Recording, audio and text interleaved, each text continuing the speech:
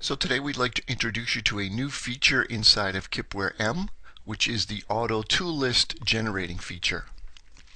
So you can see from the tree that I've generated 5 cycles to machine my part.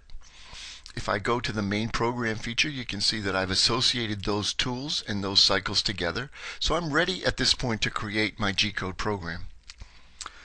Above the Create G-code button now is a tick box that says Generate Tool List in the G-code. And what will happen here is if I click this box, when I generate the G-code, it'll also generate the tool list as a comment section at the beginning of the program.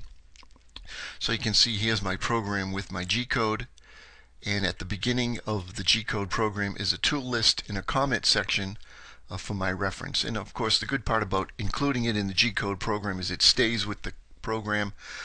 If you have to load this program into the machine at a later date, that tool list is part of the G-code program. And the tool list basically tells me the operation number, the tool number, the work offset, the height offset number, the diameter of the tool as it is in the program, and then the cutter comp offset number if there is something associated with that operation.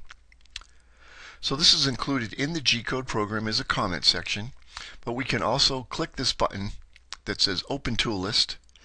It'll open the tool list into the editor, so I can make any changes that I want in here. I can add anything that I want, and then I can output it to the printer so we can send this out to the shop floor with the G-code program.